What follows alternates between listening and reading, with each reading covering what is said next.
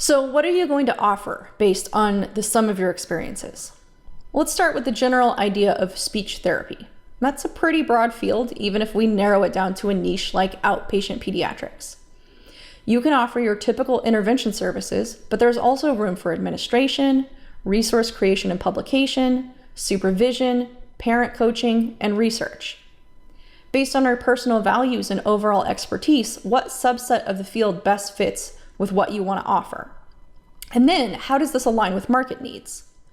Those are the two main questions you need to answer as you decide what it is you're actually going to market. As you start to write your business ideas down, you'll need to ask yourself the following questions. First, what is the actual need for your services? This applies to any business you would start. If you're wanting to market something no one can or would buy, then there's really no market for what you want to sell. I would argue there's a great need for telepractice services, especially high-quality ones. So you'll need to go to the next questions to figure out how you're different from your competitors. Is there a gap in telepractice that you can fill? You might want to provide more early intervention telepractice services, or services for homebound adults, both of which are underserved markets in the industry. If you're not seeing a gap, look at any trends in the market you'd like to change. This could be anything from the reimbursement rate for therapists to patient engagement during therapy. Also consider if you can provide services at a better quality or rate than is what typically available right now. You may be constrained somewhat in the going market rate or insurance reimbursement rate, but depending on your overhead and profitability, there may be more room for price adjustments than you think. Finally, think about if there's anything innovative in the way you want to run things. Maybe you have a revolutionary idea in how you approach therapy sessions to get better treatment outcomes and client satisfaction than other providers that are offering things right now. Take the time to think through these questions, as it will really drive the copy of your advertising and web presence, which is ultimately what draws clients into you. Now that you've narrowed down what you want to sell and to whom, let's discuss pricing strategies. Market research is going to be critical for this. You can start with some basic Google information to research the current market rate. Let's say you want to specialize in pediatric outpatient telepractice. What you charge for an evaluation or a 30-minute session will depend on a number of factors, including your setting, that is outpatient, location within the state and country, discipline, the competition in your marketing area, and if telepractice affects any of these factors. Some would argue that telepractice should be cheaper because it's done from your home, but I disagree. As we've learned during COVID, telepractice is only successful and ethical when it provides the same quality of service as in person. If we provide a lesser service because of the convenience factor, then it's not really just a difference of service delivery model, but an actual difference in service quality. So to start your pricing research, take a look at some of the other brick and mortar clinics in your area charging for similar services, along with online clinics that specialize in telepractice. While there is a lot more competition in schools, especially from bigger agencies, it's still a great area to market as the services are mandated and reimbursed by the government, unlike outpatient, which may have to come out of the pocket of parents and loved ones. With these contracts, you will need an LLC or S Corp unless you want to be the only provider, in which case you can just use your name for business purposes. But again, it's most advisable to at least have a sole proprietorship set up for liability purposes. You'll need to put in a bid for your services offered and the rate you want. Some school districts have a formal bidding process you can find on RFP Finder websites, although these sites often charge a subscription fee. Other times you can discuss opportunities directly with some of the administration about getting services going. Some good people to talk to with this include the special education director, related services manager, superintendent, or special education teachers you know. Sometimes it's about knowing the right person at the right time to find out about opportunities that are available. Once you confirm the bid, you'll sign a contract with the school. Most likely these contracts will be a set form the school has drafted, unless you can convince them to use your contract. Either way, be careful of wording about no-show and late cancel reimbursement, late payment, non-competes, and termination clauses. Most districts will also have a requirement to have therapists get background checks and that your business carries liability insurance in certain amounts. Just like outpatient, you'll do online research to start figuring out what you can charge in schools. You can search on the website of the school district you're interested in to see previous awarded vendor contracts, or simply Google things like contract, bid, and therapy, along with the school district you're interested in. This will give you a starting point of how much other companies are asking for and potentially getting in contracts. The general range of rates for speech therapy are $65 to $150 an hour, $75 to $120 an hour for occupational therapy, and $75 to $180 an hour for school psychology. Of course, there are bigger companies that undercut prices by playing a numbers game wherein they reimburse therapists poorly and have high turnover.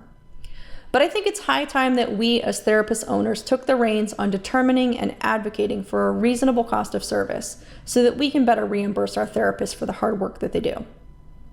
It's ultimately up to you how much you aim to bid. Schools will not always pick the lowest offer, but it is a factor within several that determines which provider they choose. Here's an example of a pricing agreement from a contract with a major telepractice company. Now, this is all available publicly online, but I blocked out the name of the company just in case.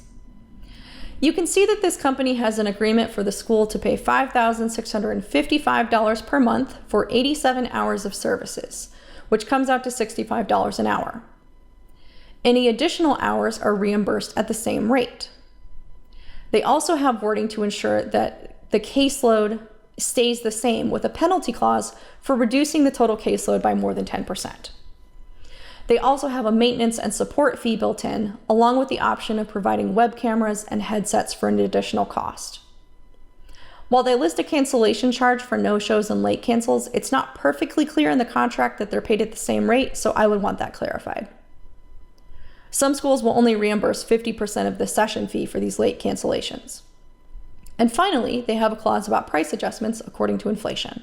So I wanted to show you from the homepage, you can add a new examinee. And so this is what you need to do when you're setting up the scoring part for a new student or client.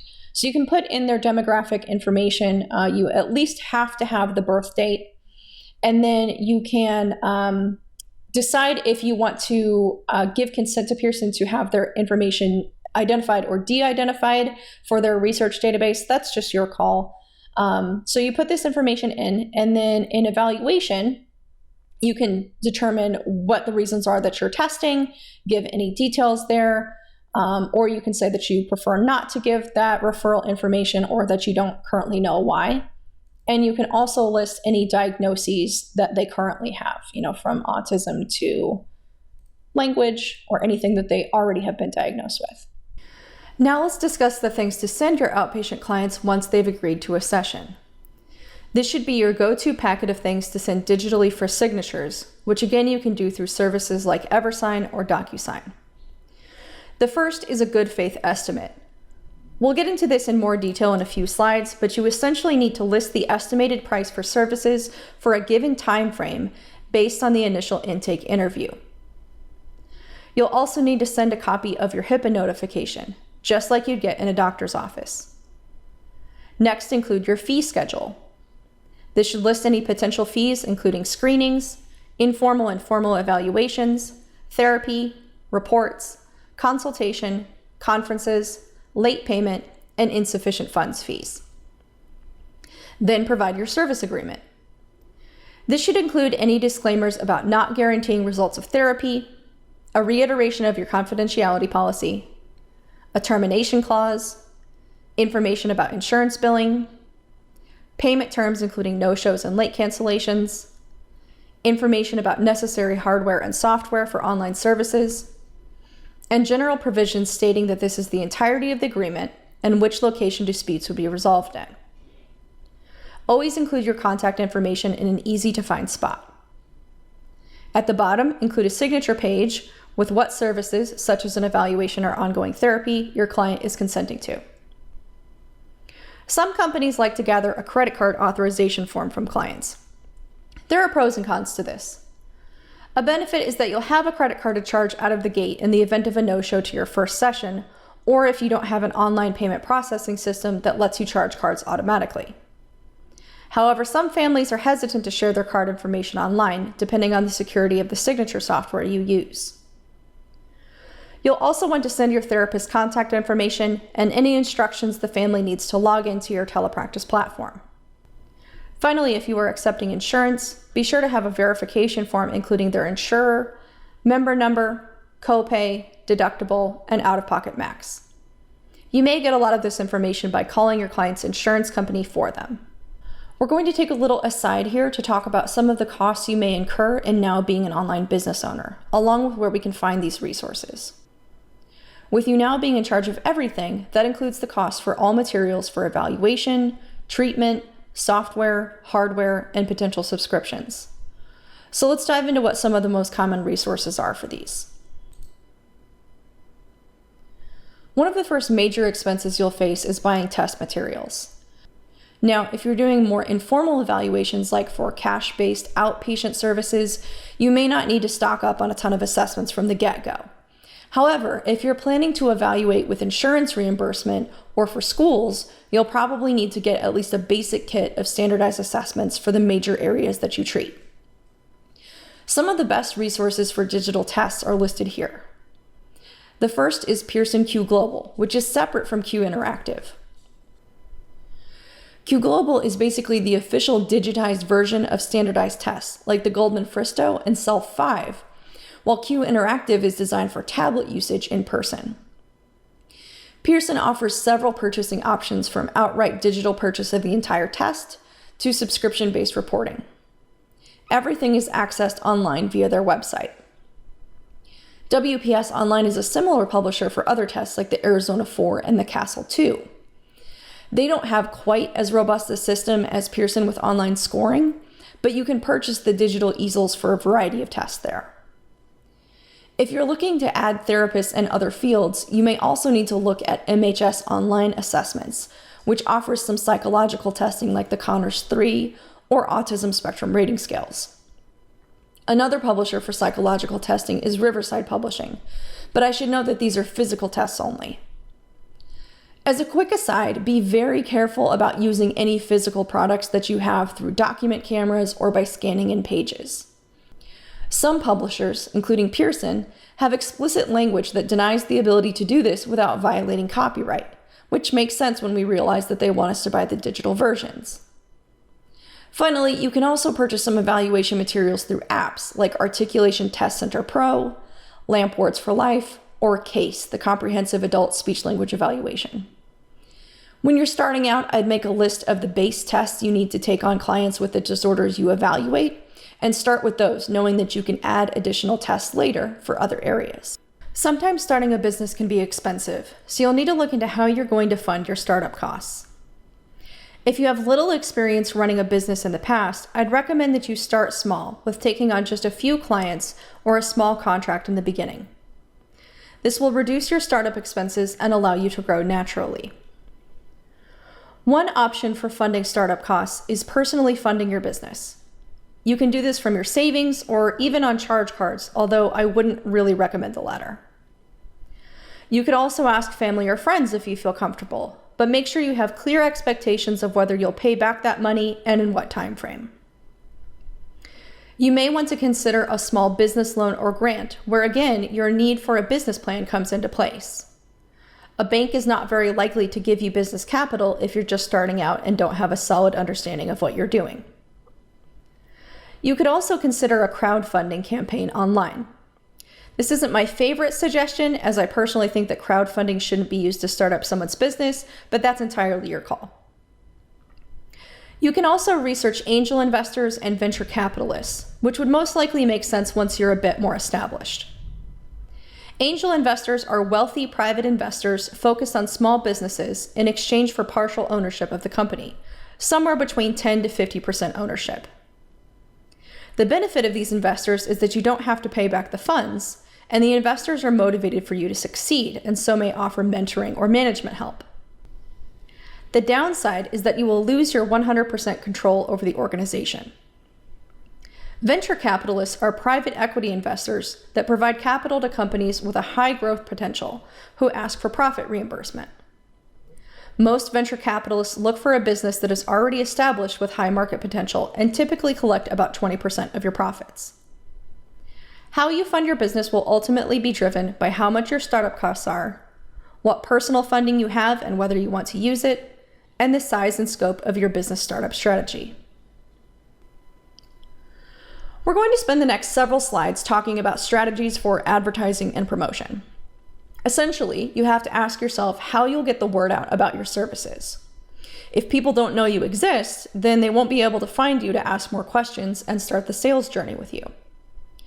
Some basic strategies for advertising don't differ significantly from in-person services, including having a strong website, social media presence, paper materials like business cards, flyers, and brochures, potential networking relationships and referral partnerships, and even promotions like sales and freebies.